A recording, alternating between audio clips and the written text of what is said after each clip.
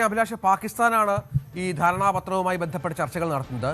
ഇപ്പോൾ ഇരു രാജ്യങ്ങളും അംഗീകരിച്ചു ഈ കരട് എന്നാണ് പാകിസ്ഥാൻ പ്രധാനമന്ത്രി ഷഹബാസ് ഷെരീഫ് അടക്കം വ്യക്തമാക്കുന്നത്. അടുത്ത ഘട്ടം എന്താണെന്ന് ഉടൻ തീരുമാനിക്കുമെന്നും പറയുന്നുണ്ട്. ഇതോടെ 3 മാസത്തിലേറെ നീണ്ടു നിൽക്കുന്ന യുദ്ധം അവസാനിക്കുമെന്ന പ്രതീക്ഷയും മറ്റുമുണ്ട്. അപ്പോൾ അബ്ബാസ് അരഗ്ജിയും ഇത് സമ്മതിക്കുന്നുണ്ട്. ഈ പുതിയൊരു ട്വിസ്റ്റ് എന്ന് പറഞ്ഞാൽ, നേരത്തെ ട്രംപ് ആയിരുന്നു സമാധാനത്തിലേക്ക് പോകുന്നു എന്നൊക്കെ പറഞ്ഞപ്പോൾ ഇറാൻ പ്രതികരിക്കാതിരുന്നെങ്കിൽ, ഇത്തവണ ഇറാന്റെ ഭാഗത്തു നിന്നും കരാർ അന്ത്യമാകുന്നു എന്നുള്ള പ്രതികരണം അത് പോസിറ്റീവാണ്. പക്ഷെ അപ്പോഴും വീണ്ടും ഈ പറഞ്ഞ പോലെ ഇറാന്റെ ചില നടപടികൾക്കെതിരെ അല്ലേ ഇപ്പോൾ അമേരിക്ക രംഗത്ത് വരികയും കരാർ ഇത്തരം വ്യവസ്ഥകളില്ല എന്നൊക്കെ പറയുകയും ചെയ്യുമ്പോൾ അത് ഇറാൻ പൂർണ്ണമായും അംഗീകരിക്കാൻ തയ്യാറാകുമോ എന്നൊരു പ്രശ്നം കൂടി ഉണ്ടല്ലോ. രഞ്ജിത്ത്, തീർച്ചയായും നമ്മൾ ഈ യുദ്ധം ഫെബ്രുവരി 28-ന് ഈ യുദ്ധം ആരംഭിച്ചത് മുതൽ ഇന്നുവരെയുള്ള ഇതിൻ്റെ നാൾവഴികൾ പരിശോധിച്ചാൽ പലപ്പോഴായി അമേരിക്കയുടെ ഭാഗത്ത് നിന്ന്, അതായത് ഗൾഫ് രാജ്യങ്ങളാണ് അതിൽ ഏറ്റവും കൂടുതൽ സമ്മർദ്ദം ചെലുത്തുന്നത്. പിന്നീട് പാകിസ്ഥാൻ തന്നെയാണ് ഈ ചർച്ചകൾക്ക് ഇടനില എന്നത്. അതിന് കാരണം ഇറാനെ പോലെയുള്ള ഒരു രാജ്യമാണ് മറുഭാഗത്ത്.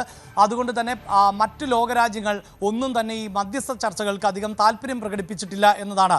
അപ്പോഴും എടുത്തു പറയേണ്ടത്, ഇറാൻ ഏതെങ്കിലും തരത്തിൽ അമേരിക്കയുമായി ഒരു സമാധാന ഉടമ്പടിയിലേക്ക് പോകാൻ തയ്യാറായിരുന്നില്ല എന്ന് മാത്രവുമല്ല, നിരന്തരമായി അമേരിക്കയെ വെല്ലുവിളിക്കുകയും ചെയ്തിരുന്നു.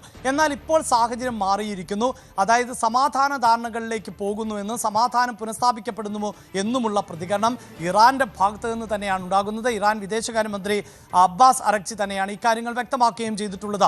ഇവിടെ ഒരു കാര്യം വ്യക്തമാണ്, നമ്മൾ ഇതിൻ്റെ ഒരു അന്തിമ സമാധാന കരാറിലേക്ക് എത്തുക എന്നത് ഉറപ്പില്ല എങ്കിൽ പോലും സമാധാന ചർച്ചകൾക്ക് ഇറാൻ ഇപ്പോൾ വലിയ താല്പര്യം പ്രകടിപ്പിക്കുന്നു എന്നത് തന്നെയാണ്. അതിൽ എത്രത്തോളം വിട്ടുവീഴ്ചയ്ക്ക് ഇറാൻ തയ്യാറാകും? ഇവിടെ ഇപ്പോൾ ഈ ഉടമ്പടിയുടെ വിശദാംശങ്ങൾ അമേരിക്ക പങ്കുവച്ചത് അനുസരിച്ച് പരിശോധിക്കുമ്പോൾ ഒരു കാരണവശാലും ഇറാന്റെ ആവശ്യങ്ങൾ അംഗീകരിക്കുന്നില്ല എന്ന് തന്നെയാണ്. അതായത് ഹോർമോസ് കടലിടുക്ക് പൂർണ്ണമായും തുറന്നു കൊടുക്കുക, അവിടെ ഏതെങ്കിലും തരത്തിൽ ഇറാന് നിയന്ത്രണം ഉണ്ടാവുകയില്ല, ഭീകര സംഘടനകൾക്കുള്ള ഫണ്ടിംഗ് പൂർണ്ണമായും ഇറാൻ അവസാനിപ്പിക്കണം, അതാണ് ഹിസ്ബുള്ള ഉൾപ്പെടെയുള്ള ഭീകര സംഘടനകൾക്ക് ഒരു കാരണവശാലും സഹായം ചെയ്യാൻ പാടില്ല എന്ന് പറയുന്നു.